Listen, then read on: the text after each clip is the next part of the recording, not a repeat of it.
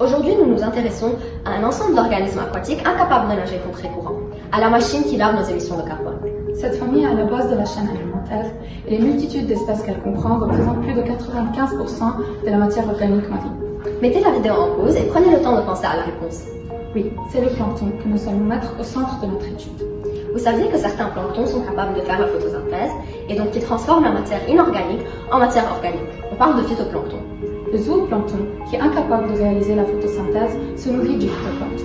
À son tour, il est mangé par de petits poissons, qui sont eux mangés par de plus grands poissons, et ainsi de suite. Le plancton, qui absorbe 93% de la chaleur due au réchauffement climatique, produit 50% du dioxygène présent dans l'atmosphère. Et ce qui est encore plus intéressant, c'est que pour faire la photosynthèse, le phytoplancton absorbe 30% de nos émissions de dioxyde de carbone. C'est-à-dire qu'avec l'excès de CO2, il réalise de plus en plus la photosynthèse.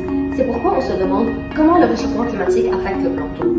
Nous avons réalisé une expérience dans laquelle nous modéliserons les impacts de l'acidification de l'océan sur le plancton. Puis nous prendrons l'avis du professeur Song, un professeur de biologie marine à l'Université américaine de Beyrouth, pour qu'il nous explique ce phénomène.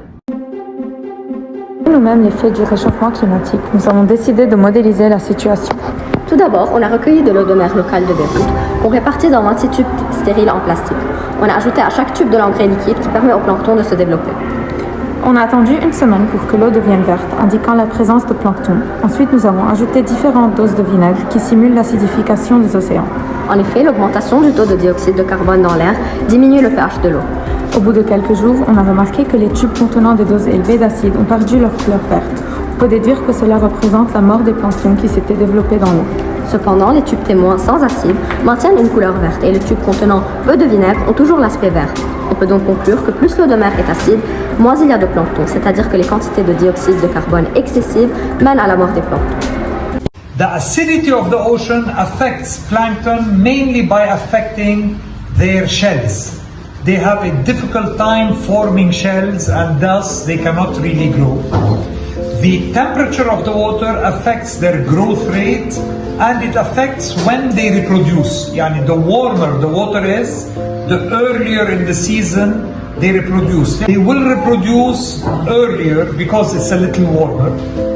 If they reproduce earlier, when the fish reproduce and we have fish larvae that need to eat the plankton are not there anymore, the fish will not have something to eat, they will die. So it's a problem. Nous pouvons conclure que le plancton est un élément indispensable, surtout parce qu'il est à la base de la toile alimentaire. Grâce à notre expérience simplifiée qui modélise les impacts de l'acidification de l'océan sur le plancton, nous comprenons la gravité et l'ampleur de cette crise à laquelle nous faisons face. Le réchauffement climatique et l'excès de dioxyde de carbone nuit au développement des planctons et donc à l'alimentation de nombreuses espèces marines et par conséquent à l'eau. Il n'est pas trop tard. Prenez action.